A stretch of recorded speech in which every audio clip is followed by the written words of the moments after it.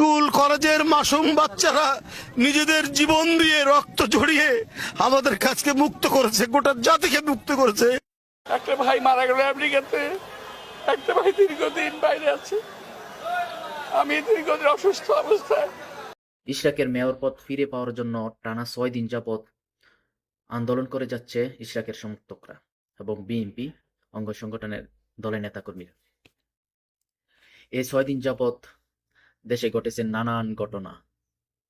আসিফ মাহমুদকে, যে কিনা 24 গণঅভ্যুত্থানের নায়কদের একজন, তাকে তার ছবির মধ্যে জুতা পিটা করানো হয়েছে এবং তাকে ইশরাকের সমর্থকরা গালাগালি করেছে।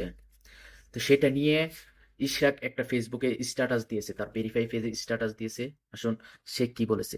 আজ মঙ্গলবার সকাল তিনি তার ভেরিফাই পেজে এক পোস্টে আন্দোলনের জন্য কোনো রাজনৈতিক দলের নেতা কর্মীদের অসম্মান করা থেকে বিরত থাকার নির্দেশ দিয়েছেন।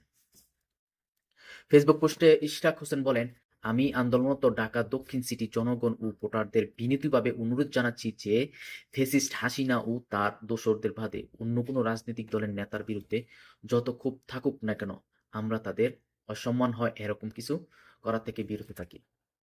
যা অসম্মান তো সব করেই ফেলছে, আবার নতুন করে কি করবে? অতীতের কথা ভুলে গেছে। এই ছাত্র আন্দোলনের যত নেতাকর্মীরা হাসিনা পালিয়ে যাওয়ার পর বিএনপির যত নেতাকর্মী জেলে বন্দী ছিল সবাইকে 2-3 দিনের মধ্যে বের করে দিয়েছে।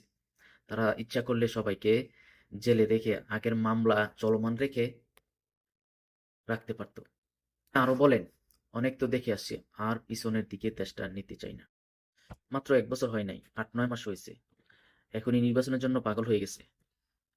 নির্বাচনের ইতিহাস হয়তো আপনারা জানেন না। যদি সঠিকভাবে বাংলাদেশে কেউ নির্বাচন দিয়ে থাকে সঠিক সময়, সেটা হলো শেখ হাসিনা। মানে কে আসলো না আসলো সেটা দেখার টাইম নেই। তত্ত্বাবধায়ক সরকারের কাছে ক্ষমতা দিয়েছিল ফখরুদ্দিন, কত বছর চালিয়েছিল? 2 বছর। নির্বাচনবিহীন 2 বছর ক্ষমতা চালিয়েছিল। এরপরে শেখ মুজিবুর কত বছর চালাইছিল নির্বাচনবিহীন? প্রায় 1.5 বছর উপরে। জিয়াউর রহমান কত বছর চালিয়েছিল? 4.5 বছর।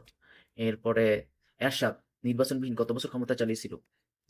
আপনারা যে এত অধৈর্য হয়ে যাচ্ছেন, দেশে নির্বাচন হলে অবশ্যই বিএনপি পাশ হবে। কিসের জন্য? বিএনপি বাংলাদেশে এই মুহূর্তে সবচেয়ে বড় দল। তো আপনারা নিজেদের কারণে জনগণ থেকে বিচ্ছিন্ন হয়ে যাবেন।